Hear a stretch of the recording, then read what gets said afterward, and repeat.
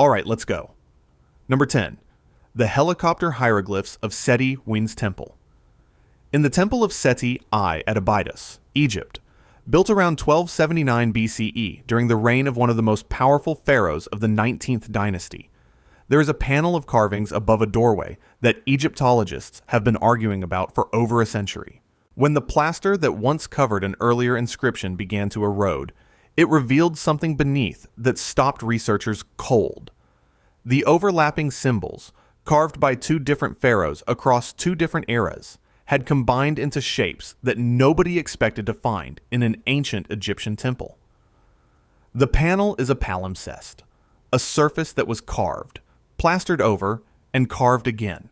The original inscriptions of Seti I were partially filled and recarved under Ramesses II, and where the two sets of hieroglyphics overlap, the merged forms produce something cryptic and deeply unsettling.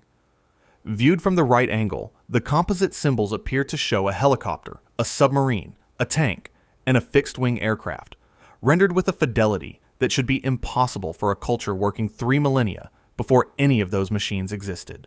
Egyptologists, including Vivian Callender, have documented the palimpsest mechanism thoroughly.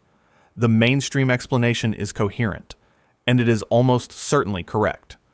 Two sets of royal cartouches, layered by accident of history, produced shapes that mimicked 20th century military vehicles purely by coincidence of form, almost certainly. What the explanation cannot fully account for is why 4 separate and distinct machines emerged from this particular overlap, rather than the random abstract shapes you would expect from 2 unrelated inscriptions colliding. The carvings sit approximately 3 meters above the antechamber floor, requiring deliberate effort to examine. They were not hidden.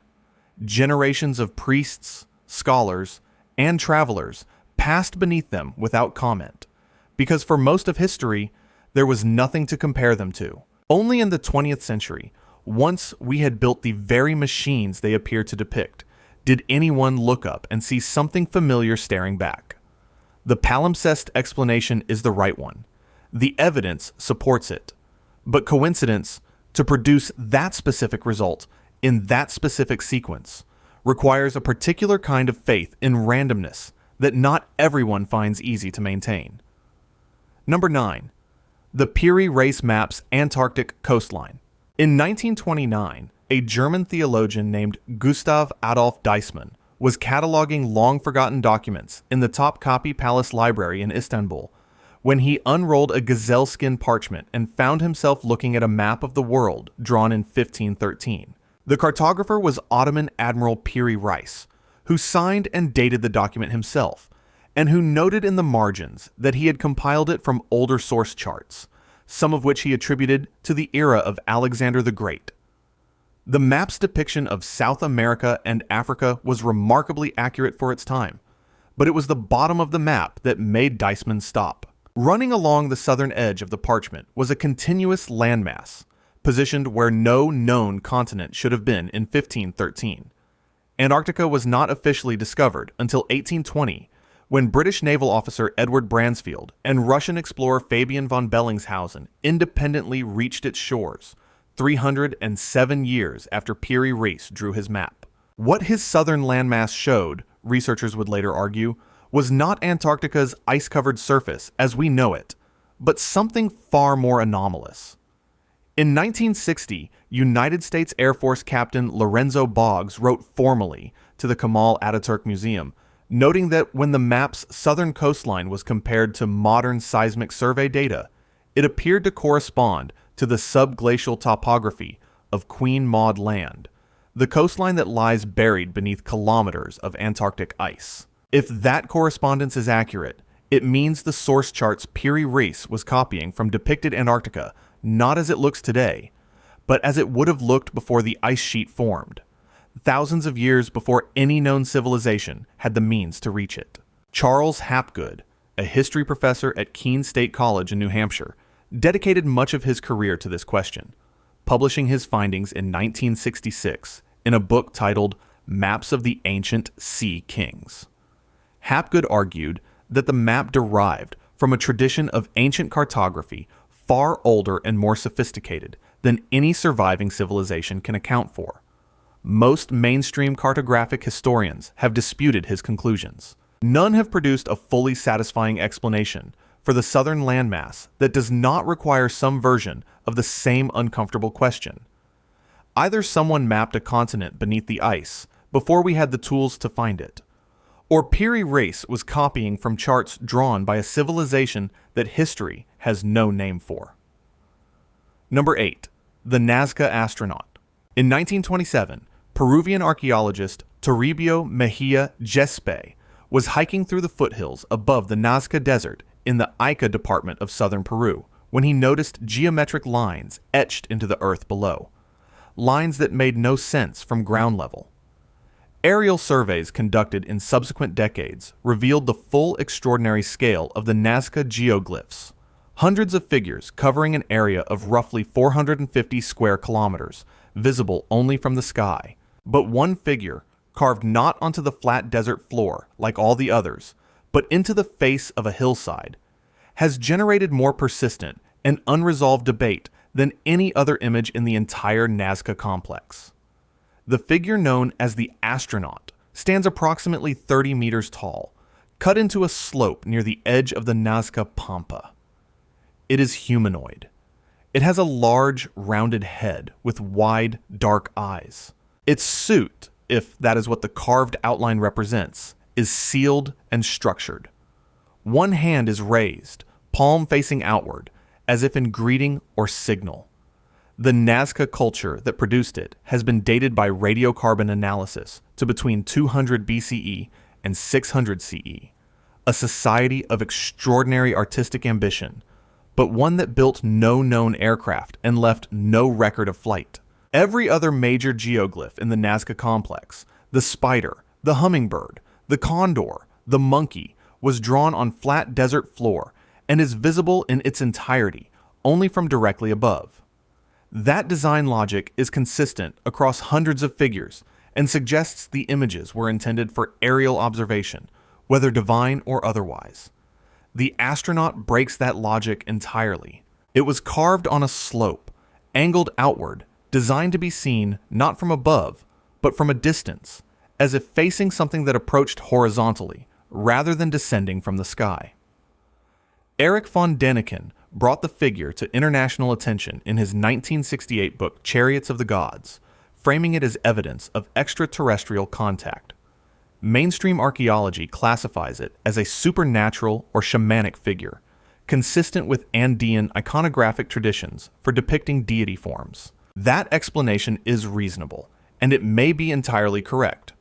What it cannot easily explain is why this single figure, alone among hundreds, was placed on a hillside, oriented outward, in a deliberate departure from every compositional rule the same culture applied everywhere else. Why did the people who drew animals for the sky carve this one figure facing the horizon, unless something was watching from there instead? Number 7. The Wandjina figures of the Kimberley. Deep in the Kimberley region of Western Australia, on sandstone cave walls spread across a stretch of country the size of France, there are paintings unlike anything else in the ancient world. They belong to the Wunnambal, Ngarinyin, and Warora peoples, whose custodianship of this land is among the oldest continuous cultural relationships between humans and a landscape anywhere on Earth. The figures they painted, and continue to repaint to this day, are called Wandjina. Stratigraphic analysis places the earliest examples at between 3,000 and 5,000 years old, though some researchers working with optically stimulated luminescence dating of the surrounding sediment have proposed the broader Kimberley art tradition may be considerably older. The Wandjina are sky beings. Aboriginal oral tradition is clear and consistent on this point. These were entities that came from above and brought the rains, the laws, and the order of the world. Their painted form is equally consistent across thousands of individual examples, separated by hundreds of kilometers and multiple distinct language groups. They have enormous domed white heads. They have large, dark, almond-shaped eyes. They have no mouths. Around their heads, A radiating halo or structured headdress surrounds the face in a manner that is either deeply symbolic or, to eyes shaped by the 20th century, startlingly familiar. What makes the Wandjina tradition impossible to dismiss as localized mythology or individual artistic variation is its sheer, inexplicable standardization. A codified visual vocabulary, maintained with precision across vast distances and millennia, depicting beings with a specific anatomy that corresponds to nothing in the natural world of the Kimberley, was the central subject of one of the longest continuous artistic traditions ever documented. The same face, the same proportions, the same halo, the same absent mouth, repeated with the fidelity of a technical specification.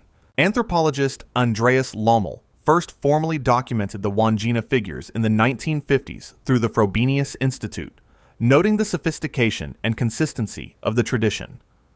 Aboriginal custodians actively maintain the paintings, recoating them with fresh pigment to preserve the being's power, a practice that simultaneously protects the images and complicates their precise dating. What is not complicated is the testimony itself, thousands of years of deliberate, precise, coordinated depiction of the same specific beings from the sky. The Wandjina are not one culture's strange dream. They are thousands of years of deliberate, precise, coordinated testimony, and we still have no explanation for what they were testifying about. Number 6. The Dendera Temple Reliefs. In the underground crypts of the Hathor Temple at the Dendera complex in Egypt's Qena Governorate, built between 54 BCE and 14 CE during the late Ptolemaic period, there are bas-relief carvings that have generated a sustained and surprisingly serious debate between Egyptologists and electrical engineers for over 50 years. The carvings are not hidden. They are not obscure. They appear on the walls of subterranean chambers that were accessible to temple priests, and they depict, with considerable detail and evident intention, elongated bulb-shaped objects from which humanoid figures appear to emerge, connected by what look unmistakably like cables to a rectangular box or plinth at the base. The standard Egyptological interpretation, formalized by scholars including Eorworth Edwards of the British Museum, reads the images as mythological. The elongated forms represent the lotus flower from which the sun god emerges at the moment of creation, and every element of the carving corresponds to documented Egyptian cosmological symbolism. That reading is internally consistent and well supported by the broader iconographic tradition of the temple complex. But in 1969, Austrian electrical engineer Walter Garn proposed a competing interpretation that has proven stubbornly difficult to fully extinguish. Garn argued that the Dendera reliefs depicted functional arc lamps, and that the technical details, the bulb shape, the filament-like figure within, the connecting cable, the base unit mapped onto the components of working electrical technology with a specificity that went beyond coincidence. No credible archaeologist believes the ancient Egyptians had electric light. The Dendera carvings have been examined by specialists in both archaeology and electrical engineering, and the debate they produce illuminates something interesting about the limits of interpretation itself. Two entirely coherent readings of the same physical image produce completely incompatible conclusions, and neither camp has produced evidence sufficient to permanently silence the other. The Egyptologists note that every symbolic element has a mythological parallel. The engineers note that the mythological parallels, while real, do not explain why the symbolic forms happen to map so precisely onto functional technology. The carvings measure roughly 1 meter in height each and appear across multiple walls of the same chamber, suggesting they were not incidental decorations, but a deliberate and repeated visual statement. Whatever was being communicated in those underground rooms, the priests of Hathor considered it important enough to encode in stone and bury below the main temple floor, where it would survive long after the surface world changed beyond recognition. Two explanations exist for what is carved on those walls. Both are coherent. Both cannot be true simultaneously, and the stone refuses to say which one it meant. Number 5. The Palenque sarcophagus lid. On June 15, 1952, Mexican archaeologist Alberto Ruiz Luillier broke through a sealed stone slab in the Temple of the Inscriptions at Palenque in the Chiapas highlands of Mexico, completing 4 seasons of excavation that had begun when he noticed something no one had thought to look for: a row of stone plugs in the floor of the temple's inner chamber, suggesting the floor itself was a lid. Below it, a corbelled stairway descended into the heart of the pyramid. At the bottom, undisturbed for 13 centuries, lay the tomb of Kinich Janaab Pakal I, ruler of Palenque from 603 to 683 CE. Covering his remains was a single limestone sarcophagus lid measuring 3.8 meters long, 2.2 meters wide, and weighing approximately 5 tons, carved with an image that would become one of the most argued over artifacts in all of ancient American art. The mainstream interpretation of the lid was established by leading Maya art historians, including Merle Green Robertson and epigrapher David Stewart, and it is thorough. The central figure is Pakal, descending into Xibalba, the Maya underworld, on the axis of the world tree, which rises from the jaws of the underworld serpent below him. Every element of the carving has a documented Maya iconographic parallel. The object beneath his feet that resembles a rocket nozzle is the open jaws of the serpent. The apparatus around his face that resembles a breathing mask is the Maya symbol for the breath of life. The structures his hands appear to operate are the quadripartite badge, a standard cosmological symbol. Every element has an explanation. The difficulty is that when you step back and look at the complete composition, without that framework, you see something else entirely. You see a figure leaning forward, feet braced on a platform, hands positioned on what appear to be controls, with fire and exhaust erupting from below. The overall arrangement, taken as a whole, rather than element by element, produces the unmistakable visual impression of a person operating a machine. This is acknowledged even in mainstream art history literature, where the lid is routinely cited as a case study in pareidolia, the human tendency to find meaningful patterns in ambiguous images. What the pareidolia explanation does not account for is how neatly the pattern fits. Pareidolia typically produces vague, partial resemblances. The Palenque lid produces a composition where the seated posture, the forward lean, the hand positions, the foot placement, and the directional thrust below all correspond simultaneously to a single coherent functional image. The Maya iconographic reading requires you to understand each symbol in isolation. The alternative reading requires you to see the whole thing at once. The experts have an answer for every symbol on that lid. What they cannot fully explain is why those symbols, taken together, arrange themselves into something that looks exactly like a man operating a machine. Number 4. The Tassili N'Ajjer Martians. In 1956, French explorer and archaeologist Henri Lot led an expedition into the Tassili N'Ajjer Plateau in the Elidzi province of southern Algeria, a remote landscape of eroded sandstone formations rising from the central Sahara. His team spent months recording what turned out to be one of the most significant prehistoric art archives ever discovered, over 15,000 individual drawings, covering a span from approximately 8,000 BCE to 700 CE, earning the site UNESCO World Heritage status in 1982. Among the cattle herders, hunters, and charioteers of later periods, Lodi found something in the oldest layer of paintings that stopped him. He was a professional archaeologist. He knew what he was looking at. He called them Martians anyway. The round-head figures, named for their distinctive stylistic period dating to roughly 8,000 to 6,000 BCE, are the oldest images in the Tassili archive. They predate the cattle paintings, the horse paintings, the chariot paintings. They are the first things the people of this region chose to put on stone, and they are utterly unlike anything that came after. They have enormous, smooth, rounded heads with no mouths, no ears, and in many cases, no noses. They have large, featureless eyes. Some appear to float above the ground. Some have protrusions from their heads that suggest antennae or equipment. The largest of these figures, which Lotte named the Great Martian God in his 1958 published findings, stands approximately 3 meters tall, dominating an entire wall of the primordial plateau. French rock art specialist Jean-Loïc Lequelec and other researchers in the field have offered the most credible mainstream reading. The roundhead figures represent spirits or supernatural entities within a shamanic religious tradition. Their unusual anatomy reflecting altered states of consciousness or the depiction of non-human beings in a spiritual cosmology.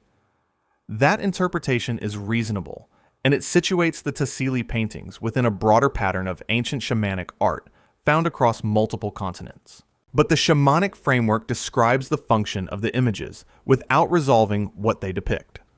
Shamanic traditions paint the beings they encounter.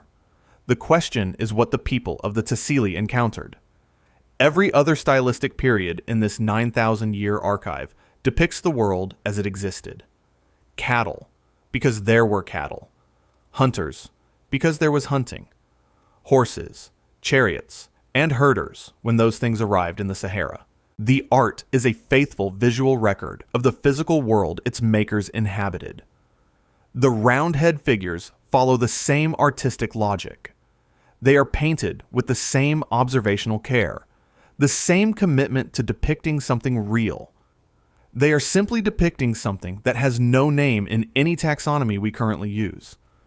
The cattle came later. The hunters came later. The horses came later. The very first things the people of the Tassili chose to paint, the images that predate everything else by thousands of years, were beings with no faces and no feet. Why did they start there? Number 3. The Assyrian Apkallu and the fishmen of ancient Iraq. In the palace ruins of Nimrud and Nineveh in what is now northern Iraq, archaeologists excavating throughout the 19th century uncovered a sequence of carved stone reliefs that now form some of the most significant holdings in the British Museum's collection. Dated to between 900 and 600 BCE, during the height of Assyrian imperial power, these reliefs depict figures that appear consistently across multiple royal palace complexes, separated by hundreds of kilometers. They are shown in profile, humanoid in form, but cloaked from shoulder to ankle in the skin of a large fish, the fish head mounted above the figure's own human head, like a helmet or hood. They carry buckets and pine cones. They are shown flanking the Tree of Life. They are called the Apkallu, and the cuneiform texts carved alongside them are very specific about what they were. The ancient Babylonian priest and historian Berossus, writing in Greek around 300 BCE, recorded a tradition that had been preserved in Mesopotamian culture for thousands of years before him. He described beings called the Owans, fishmen who emerged from the waters of the Persian Gulf in the primordial era before human civilization, and who taught humanity everything. Not some things, everything. Writing, mathematics, architecture, agriculture, law, the arts. Berossus was explicit. Before the Owans came, human beings lived like animals. After them, nothing further was discovered because the knowledge they brought was complete. The Apkallu carvings, produced centuries after Berossus's account, and drawing on a tradition centuries older still, show the same beings in the same fish cloaks, positioned in the same ritual role, performing the same acts of civilizational transmission. What makes this so difficult to set aside is the specificity and the longevity of the tradition. This is not a single carving at a single site.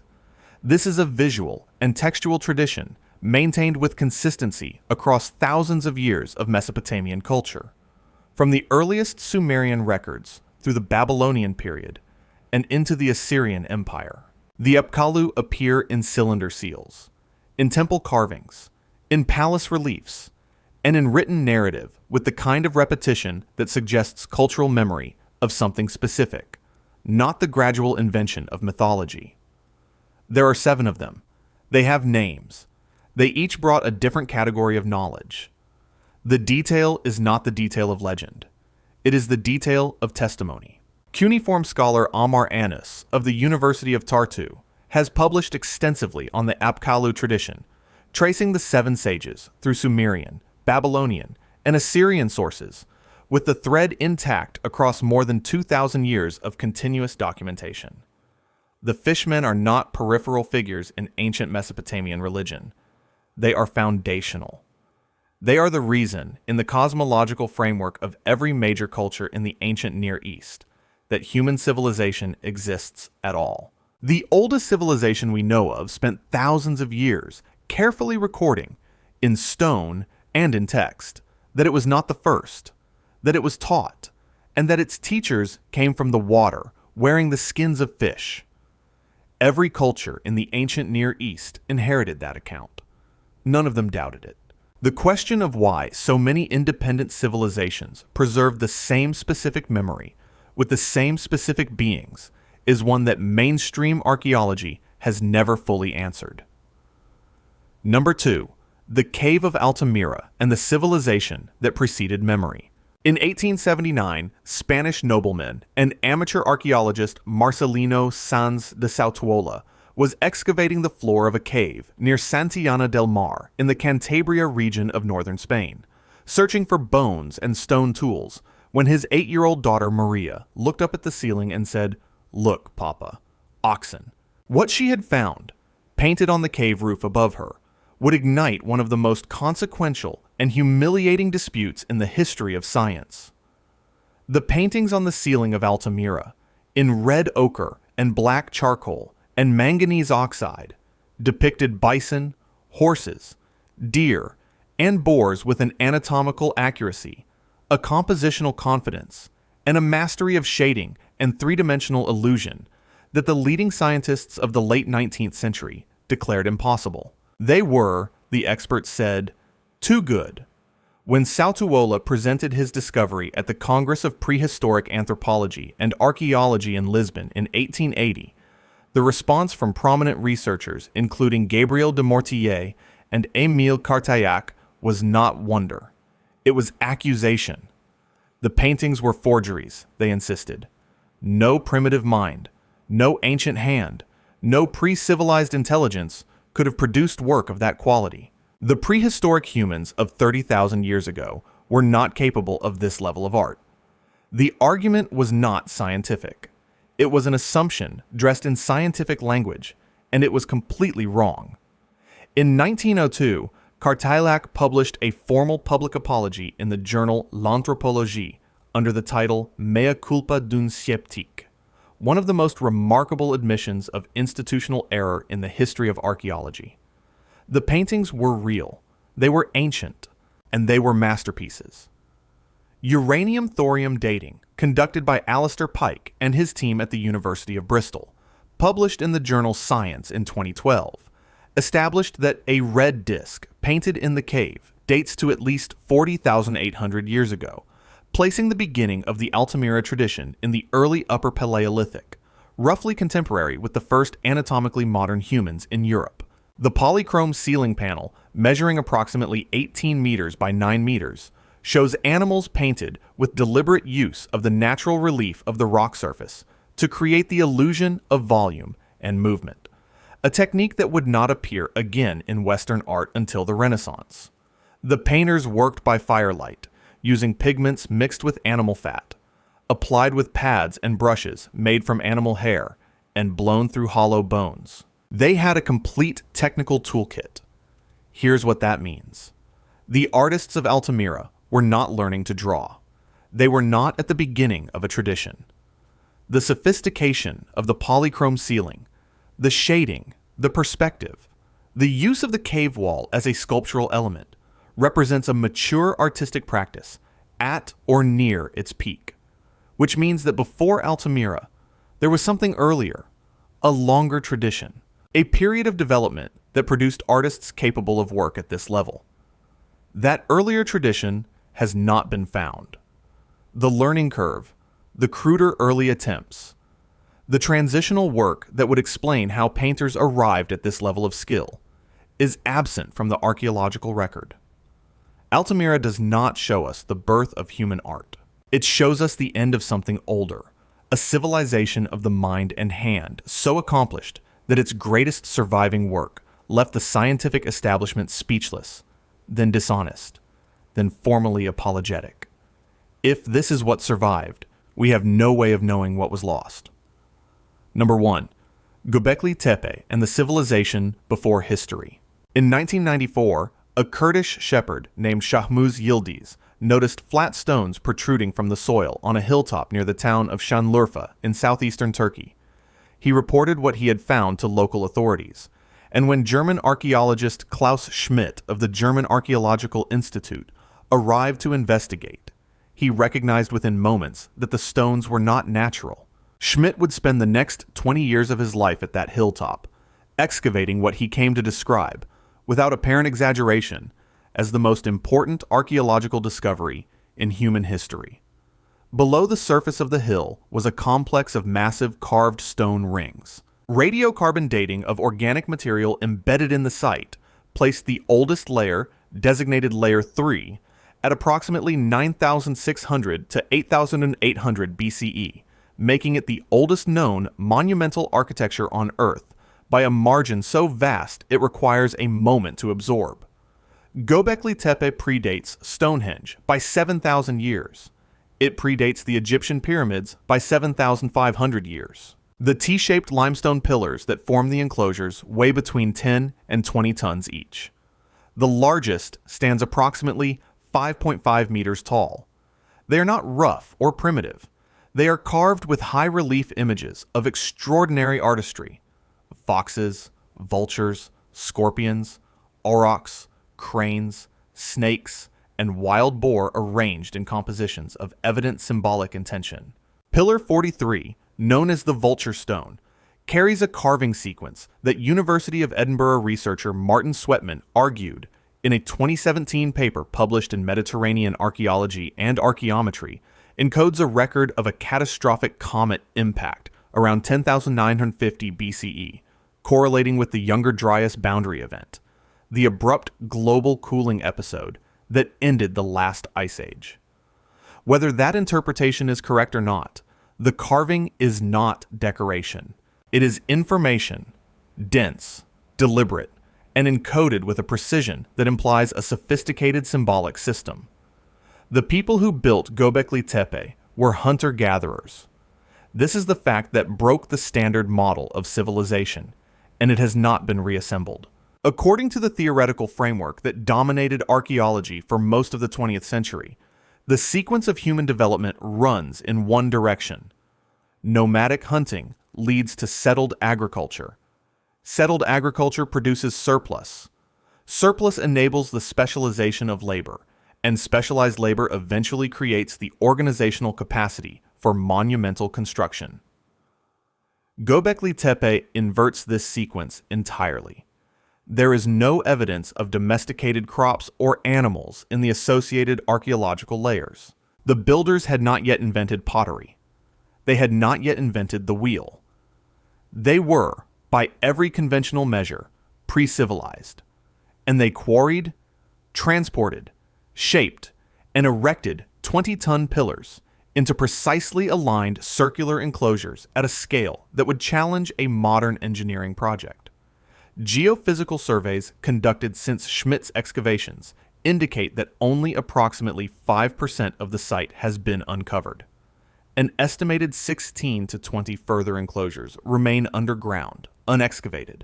The hilltop itself, Schmidt established before his death in 2014, is not natural. It is the accumulated debris of thousands of years of human activity. The site built up over generations by people who returned to this place across enormous spans of time. And then, around 8,000 BCE, the entire complex was deliberately buried, not abandoned, not collapsed, intentionally, carefully, completely backfilled, as if whoever was responsible wanted to ensure that what was here would survive intact for whoever came next. Schmidt described the burial as the interment of an entire symbolic world. Current excavation director Lee Clare and his team continue the work of uncovering what that world contained. Whatever it was, it existed before Sumer, before Egypt, before every civilization we have a name for. It was built by people we classify as primitive, using techniques we cannot fully explain, encoding knowledge we have not fully decoded, and then preserved with an intentionality that suggests they knew, somehow, that someone would eventually come looking. Göbekli Tepe is not evidence of a mystery at the edges of history. It is evidence that the history we thought we knew was built on an assumption, and the assumption was wrong. The builders of that hilltop were not proto-civilized. They were already something. And whatever they were, whatever symbolic world required 20-ton pillars and encoded star maps and the organized labor of thousands of pre-agricultural people across centuries, they buried it with care, and with patience, and with the apparent certainty that it would one day be found. We are still excavating, and we have barely begun. If you want to see more videos like this, click the video on screen now and make sure to subscribe.